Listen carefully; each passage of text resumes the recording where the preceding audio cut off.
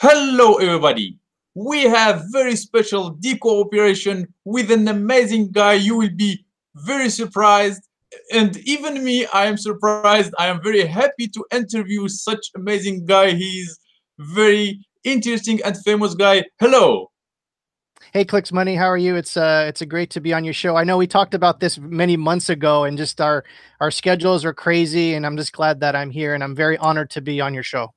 Yeah, so I think you know this guy. He's a reseller. He's very interesting guy. He's the guy who make steemit minutes, and he's a Dtube moderator in Discord channel. So he's very good guy. So hello, how we can find you on steemit? You can say it again. It's good for to hear it from you. And when did you join Steem blockchain? Yeah, thanks for having me again. Yes, I am a reseller that is at reseller here on Steemit, and I first found out about Steemit just like yourself through YouTube. I have a YouTube channel. I sell I go to yard sales and garage sales and thrift shops, and I find like antiques and art and toys, and I sell them on eBay. That's just one of the little hobbies that I do, but I do YouTube videos on that, and I came across a Steemit video, and I don't know if it was Andrew Arkey's or Jerry Bamfield's. I don't remember which one I did, but it started this cascade of I saw one video and I had to watch another and I had to watch another. And then all of a sudden I'm just like, this is right up my alley because I've been into crypto since 2012, which gave me a head start on a lot of people that are new to Steemit that haven't got into crypto because of what the private keys, the blockchain, proof of stake, proof of the weight stake, and everything. So I had a head start on a lot of people, but I was just like, I saw Steemit through a YouTube video and I signed up, and it was funny because I signed up and got accepted within minutes. A lot of people had to wait like 2 weeks or a week to get accepted, but this was last summer before it got crazy. And that's how it really started. I saw that there was an opportunity to make some money with blogging, which to me was revolutionary because you use Steam or you use Facebook and Twitter, and you don't get paid unless you like monetize it or selling a product. So I thought Steemit was amazing. So the money part of it, the making money blogging and doing what you like, that's what pulled me in. And then it just went all from there. Yeah, it's amazing. So you just found about Steemit by yourself with your research, yes? Yeah. Yeah. Like I said, I watched one video and then it turned into 20 videos, 30 videos. And then I was just like, I like this. But I would say though, when I first started, it's so hard to figure out because there's a lot of things going on. There's upvoting, there's powering down, there's how to blockchain work. So there's a lot of research that has to be done before I felt comfortable with doing everything because I felt like I was learning something new every day. And that's how the Steemit Minute started because I was learning new stuff every day. I'm like, why don't I make a show where I highlight some of these new things that I'm learning? And that's how the Steemit Minute really started too. Yeah, very interesting. You are the second person who said that that you find the Steem blockchain by yourself. Usually, people are invited by others. Yeah. Yeah. Okay. So, did you start directly by writing posts or directly by videos? I actually first started doing blog posts, and it's kind of funny. The very first blog post I did was talking about some collectible toy, and I took 2 hours, 2 hours to make a post. I did it really nice, all the photos and everything, and then no one saw it. No one upvoted it. No one liked it. It like wasted 2 hours of my time. And then that was the really first hard truth about Steemit that I knew it was going to take work, that you just can't come on the Steemit and be successful. It's going to take a lot of hard work. And there's a lot of times where I almost quit, but I decided like, I'm going to try different things. And that's what really got me over, was not giving up and trying the different things till I found out stuff that worked, like the Steem Minute. The Steem Minute was the thing that really helped me grow, and for people like whales and things like that to notice me, because it took about 8 months of nothing to finally figure out what I need to do, what people liked, and what I like doing too. So that's a little bit about how the journey has been so far for me. Yeah. So you also have like a very hard story to grow in Steem blockchain. You didn't directly became famous and became earning good money. You just believed in the idea for a long time and keep kept posting and researching and finding new people. Yes. Oh yeah. I mean, and there's a lot of, I learned a lot from just failing. And I think failure is probably the best thing, as even like outside of Steemit, like as human beings, like when we fail, you get like this piece of knowledge instead of like, you can learn anything from a book or by researching, but true wisdom is gained through failure. And I failed so much that I finally figured out like, all right, this isn't working. This isn't working. This isn't working. This isn't working. This is working. Let me go down that path.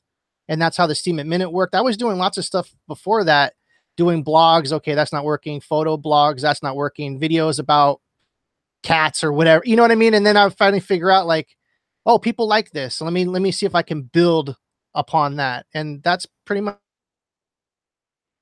I saw happen. Yeah, it's good. So what do you think generally about Steem blockchain? The Steem blockchain, I like it a lot because I've been in crypto since 2012, and a lot of other blockchains, the transaction times are slow.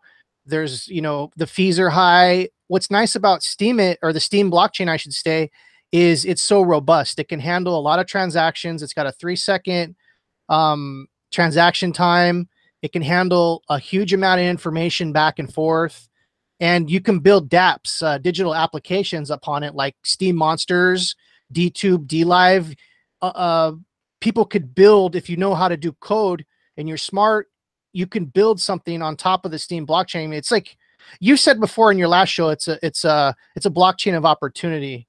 And I have to agree totally with that. And it's also good for artists. Like myself, I'm an artist. I do art on the side and things like that. Have you heard of proof of brain? Yes, I heard something about that. Right. So Ned is the one, he's the CEO of Steemit. He's the one that coined that term because in Bitcoin, I think there's proof of work, right? Proof of stake, proof of work in the blockchains.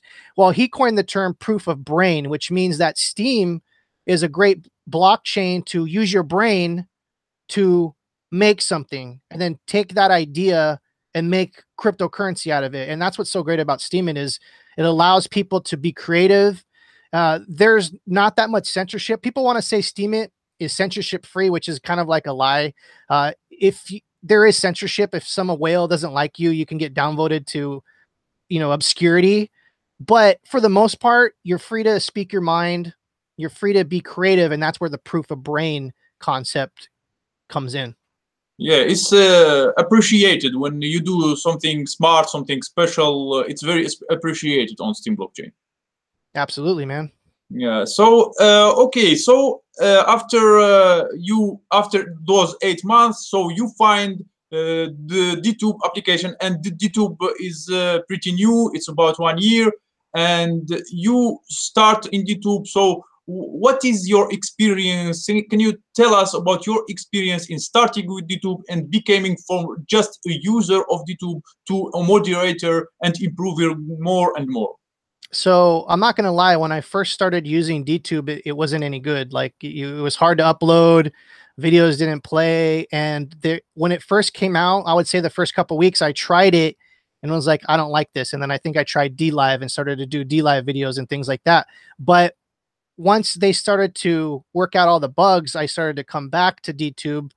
And because I like Dtube because it feels more comfortable for me coming from YouTube. It feels almost like the same thing. So to me, I'm not a big gamer, though I love video games and things like that. So the Dlive thing never really gelled with me. I was more gravitated towards Dtube. And so as a user, once they started working out everything, and everything's not worked out, there's still little bugs and everything. I found that I felt more comfortable. Like I literally felt at home with Dtube. So that's why I kept making videos every day, even though, you know, even those days I wasn't getting upvotes and things like that. I just kept putting my videos because, you know, just it's something to do. And then joining Discord, which was probably one of the best things I ever did on Steemit. You join a community, different people. I joined the Dtube Discord, and I saw that there was a lot of questions being asked, but no one was answering them. So I thought I asked Adrian Heimendager if he needed a moderator to help with the questions that people were asking. He said, yeah. So all it took was me. I wasn't invited. It was one of the same things where I saw something that was needed and I just asked the question and he said, sure. And then it's all snowballed from there. So that's pretty much how I went from user to moderator, was just asking a question because Yeah, so I saw a need. Yeah. it's kind of your initiative, yes? Yeah. I mean, the thing is, in life, if you do nothing, you're going to get nothing. You have to get up off the couch. You have to take that first step, because a journey, 1,000-mile journey starts with one step. And if you're not willing to just, what's the worst thing he could have said? No. And then I would have just helped anyone anyways. Yeah. So that's the thing. You have to just go put yourself out there. Yeah. Yeah, it's very good. So, and you are now moderator. It's very good work you are doing. Also, there I see that you are very active and you you are very helpful to everybody, and you are always there. It's very nice. We all see that. We all see that. Thank you. By the way. Oh, no, thank you. Yeah, and I want to give a huge shout out to Captain Bob and Nano, and there's a lot of other moderators too that do a lot of great work there.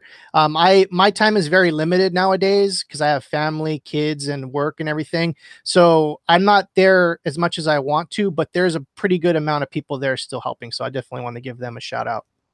Yeah, you said, by the way, that Dtube it's a bit better than Dlive.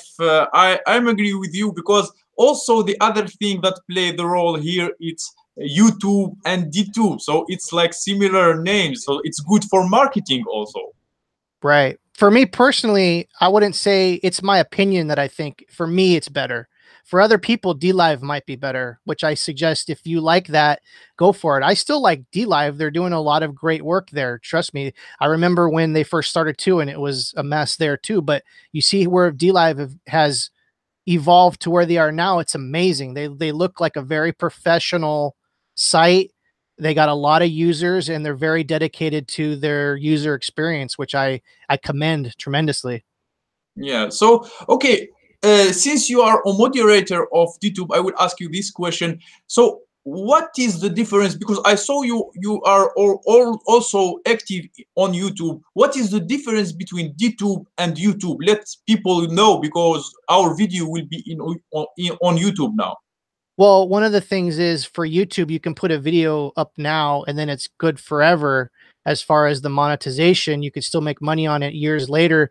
Dtube, because of the way the steemit is set up and the Steem blockchain, you only get paid out after the 7 days. So that's kind of like one of the differences there, is you don't get, there's no way currently, which I'm sure they'll work out in the future, there's no way to monetize after the 7-day payout. Also, I think, obviously YouTube has billions of viewers, so there's going to be a lot more people watching your stuff like that. What I like about Dtube is it's at the beginning, so someone could get a good foothold on fans. They can grow their community now, because when YouTube first started, I was on YouTube a lot too when it first started. And for me, I didn't think it was going to go anywhere. I should have stayed with that, because maybe it could have turned into something, a good paying job. I could have been doing that for a living. So what I'm saying is, Dtube now is so early in the beginning that who knows what kind of famous people or content creators or successful people can come out of what's happening now on Dtube. So there's a lot of differences, but there's also a lot of similarities. So that's pretty much like the big ones for me. Yeah, I like the idea. Just that is related with Steam, because Steam, it's like the word steam. When we have the water steam, it will steam, you will see it, and after it will disappear. So we have to do our best in Steam in those 7 days to make our posts amazing and good, to earn good money from it. Oh man, I gotta say, that's the best analogy I've ever heard about Steam. Like, that's like the most perfect like visualization of how it works, because you see it and it's gone. That's great, man. Good job. Yeah. Okay, we already talked about Steam, and Steam, it's really amazing. So let's move to you and tell us about your skills and things that you do well in your life. Well, I think that for me, I have a lot of different skills, and for me, I've had a lot of different jobs in my life. So each job that I've had kind of pulled skills from. Like currently right now, I'm a video editor. I work for a company. I work on movies and TV shows. So I got a lot of editing experience from that. When I was younger, I did Photoshop. I'm an artist, so I know how to do airbrushing and painting. And so the visual style comes from that. So, you know, and then basically also I've done a lot of marketing. I've been on social media since the 90s.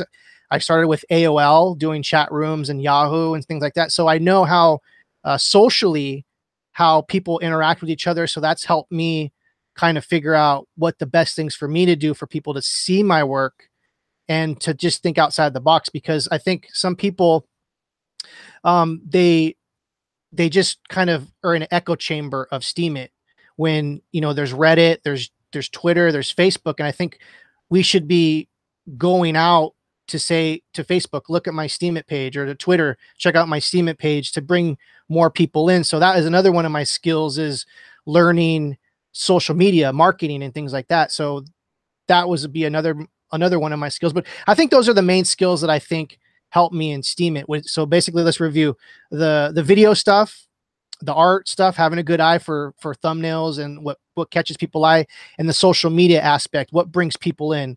Because one of the major things that I think is very important in Steemit is to not just make content and put it out there and hope people come, is to put content out there, try to bring people in, but let them come back the next day.